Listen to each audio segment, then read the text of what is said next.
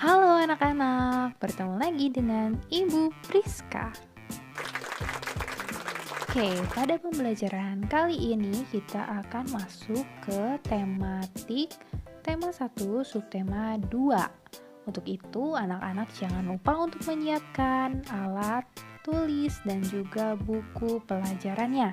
Oke, sudah siap? Rasanya pasti kurang lengkap kalau kita belum mengucapkan salam kebanggaan kita, salam Tarakanita. Satu hati, satu semangat, Tarakanita. Yes! Oke anak-anak, kita masuk ke slide yang pertama. Pada pertemuan minggu lalu, kita sudah belajar mengenai perilaku yang sesuai dengan nilai Pancasila dan juga yang tidak sesuai dengan nilai-nilai Pancasila. Nah, untuk itu hari ini kita akan belajar lagi mengenai nilai-nilai luhur apa sih yang terdapat pada sila-sila Pancasila. Kita akan memulai dari nilai luhur sila yang pertama. Yang pertama ada keyakinan terhadap Tuhan Yang Maha Esa. Sesuai dengan bunyi Pancasila, sila pertama yaitu Tuhanan Yang Maha Esa. Oleh karenanya, nilai luhur Pancasila tentunya berhubungan dengan bunyi sila pertama. Kemudian yang kedua, ada menghormati kebebasan dan menjalankan ibadah sesuai agama serta kepercayaannya masing-masing. Lalu, kita juga tidak boleh memaksakan paham suatu agama kepercayaan kepada orang lain, karena di Indonesia itu memiliki beragam agama, suku, dan kepercayaan. Kemudian nilai luhur yang terakhir adalah rukun hidup di antara sesama umat beragama dan kepercayaan. Tidak boleh ada yang saling menonjolkan diri atau sombong atas agama dan kepercayaan yang dianutnya.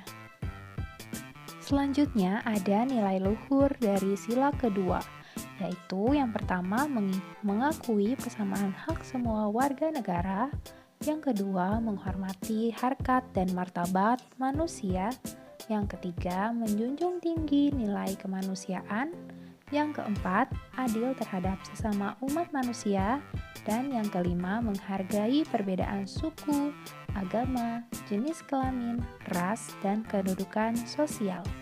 Sesuai dengan bunyi sila kedua yaitu kemanusiaan yang adil dan beradab. Kemudian yang selanjutnya adalah nilai luhur dari sila ketiga. Yang pertama, menempatkan persatuan dan kesatuan bangsa di atas suatu kepentingan pribadi maupun golongan. Jadi, tidak boleh ada warga yang egois, yang hanya ingin menang sendiri. Kemudian yang kedua, menghargai keragaman suku dan kebudayaan bangsa. Kemudian yang ketiga, menumbuhkan rasa cinta tanah air dan bangsa. Jadi kita harus sering-sering untuk menggunakan produk Indonesia dan juga tetap melestarikannya supaya tidak diambil oleh bangsa lain. Kemudian yang keempat, berperan dalam memelihara ketertiban dunia. Tentunya bertengkar itu adalah hal yang tidak baik ya. Jadi kita harus selalu menjaga ketertiban dengan saling rukun satu sama lain dan semangat rela berkorban untuk kepentingan negara dan bangsa. Juga terakhir, menjunjung tinggi bahasa persatuan kita yaitu bahasa Indonesia. Jadi jangan malu kalau anak-anak berbicara dengan bahasa Indonesia. Dimanapun kita berada, tanah air kita adalah Indonesia. Berikutnya adalah nilai luhur sila keempat.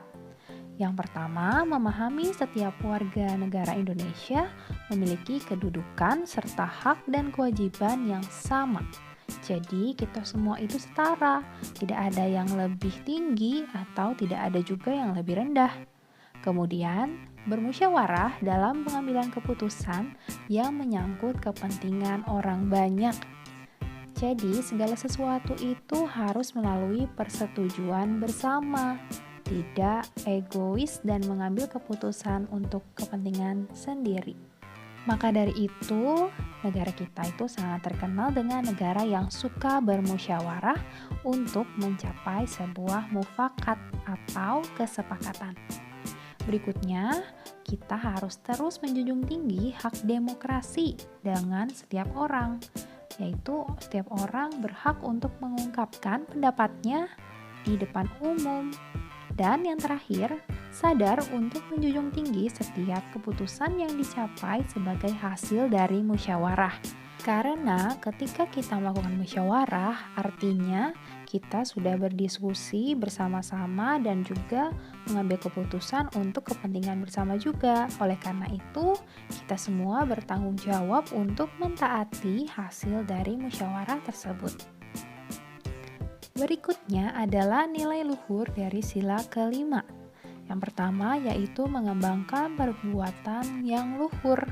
Artinya perbuatan yang baik yang bermanfaat untuk semua orang.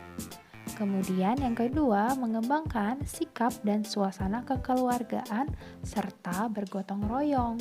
Jadi bahu-membahu untuk saling tolong-menolong antar sesama. Lalu, berlaku adil untuk kemakmuran bersama. Dan yang terakhir, menghargai karya orang lain yang bermanfaat bagi kemajuan dan kesejahteraan bersama. Jadi kita tidak boleh iri apabila ada orang yang berhasil. Tetapi justru sebaliknya, kita harus selalu mendukung dan juga memberikan masukan yang baik untuk karya-karya anak-anak bangsa. Oke, berikutnya mari kita berlatih. Yang pertama, sebutkan 3 keragaman yang ada di sekitar tempat tinggalmu. Nah, keragaman ini bermacam-macam ya. Bisa keragaman suku, bisa keragaman agama, budaya, dan lain-lain sebagainya. Kemudian, yang kedua, bagaimana sikapmu terhadap orang yang berbeda suku denganmu? Kalian boleh menuliskan jawaban di buku tulis kalian ataupun di kolom komen. Oke, pembelajaran yang berikutnya kita akan mempelajari mengenai gambar cerita. Anak-anak masih ingat apa itu gambar cerita? Tentu saja ingat dong ya. Ya, betul sekali. Jadi gambar cerita adalah sebuah gambar yang menceritakan sebuah peristiwa. Nah, di sini Bu Priska punya contoh gambarnya. Ada gambar seekor kelinci dan juga kura-kura. Kira-kira gambar ini sering kita temukan di mana ya? Iya, tentu saja kita sering menemukan gambar ini pada majalah maupun pada media elektronik seperti televisi. Anak-anak pernah nonton kartun kan? Nah, di sana sering sekali kita melihat ada karakter-karakter binatang yang bisa berbicara dan juga berekspresi. Jadi itu adalah salah satu jenis gambar cerita. Nah, sekarang Ibu Priska minta anak-anak untuk memperhatikan gambar berikut.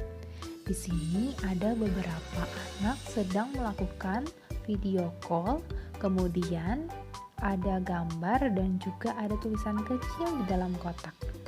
Nah, ini adalah salah satu contoh gambar cerita berjenis komik. Nah, kalau anak-anak perhatikan, gambar cerita sendiri memiliki beberapa ciri-ciri. Apa saja itu ciri-cirinya?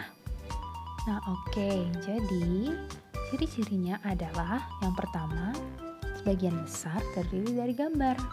Tentu saja karena namanya saja sudah gambar cerita. Jadi, paling banyak itu harus menonjolkan gambar-gambar. Kemudian, gambarnya tidak boleh asal-asalan, tetapi harus sesuai dengan isi cerita. Dan yang terakhir, gambarnya harus dibuat secara berurutan sesuai dengan alur cerita. Ketika anak-anak membuat gambar cerita yang tidak urut, itu akan membingungkan untuk pembaca. Jadi harus urut ya. Selanjutnya, ini adalah yang tidak kalah penting dalam gambar cerita, yaitu sebuah fungsi. Yang pertama, fungsinya memperkuat jalannya sebuah cerita. Yang kedua, memperindah cerita. Dan yang ketiga, memperjelas cerita yang disajikan serta menerangkan sebuah cerita, puisi, atau tulisan. Coba anak-anak bayangkan, kalau misalnya hanya ada tulisan saja tanpa ada gambar, pasti kita akan mudah bosan, bukan? Itulah fungsi-fungsi dari gambar cerita. Berikutnya ada beberapa langkah-langkah dalam membuat gambar cerita. Yang pertama adalah menentukan tema. Penentuan tema bertujuan agar anak-anak lebih mudah dalam membuat gambar cerita. Di sini Ibu punya contohnya, yaitu ada 2 orang anak perempuan yang saling berbagi. Di sini temanya adalah Pancasila. Meskipun berbeda agama, tetapi mereka tetap rukun dan saling tolong-menolong. Kemudian, langkah kedua adalah mempersiapkan alat dan bahan. Di sini, dalam membuat gambar cerita dibagi menjadi 2 teknik, yaitu teknik kering dan juga teknik basah. Anak-anak bisa mencoba membuat dengan teknik yang kalian suka. Teknik kering misalnya menggunakan krayon, spidol, ataupun pensil warna. Sedangkan teknik basah, anak-anak bisa menggunakan cat air, cat minyak, ataupun cat akrilik. Langkah pembuatan gambar cerita yang selanjutnya yaitu membuat sketsa gambar. Ketika alat dan bahan yang dibutuhkan sudah kalian lengkapi, langsung saja kalian membuat sketsa pada kertas menggunakan pensil. Setelah itu, kalian gores tipis-tipis supaya mudah dihapus dan juga diperbaiki. Langkah yang terakhir yang tidak kalah penting yaitu menyempurnakan dengan cara mewarnai gambar. Tebalkan tepi gambar dan juga hapus garis-garis tipis yang tidak diperlukan, lalu lakukan pewarnaan. Nah, bagaimana anak-anak? Pembelajaran hari ini menyenangkan bukan? Dan kita hari ini sudah banyak belajar mengenai nilai-nilai luhur Pancasila dan juga cara-cara dalam membuat gambar cerita. Ibu tunggu karya kalian selanjutnya dan sampai bertemu di pembelajaran berikutnya. Bye-bye.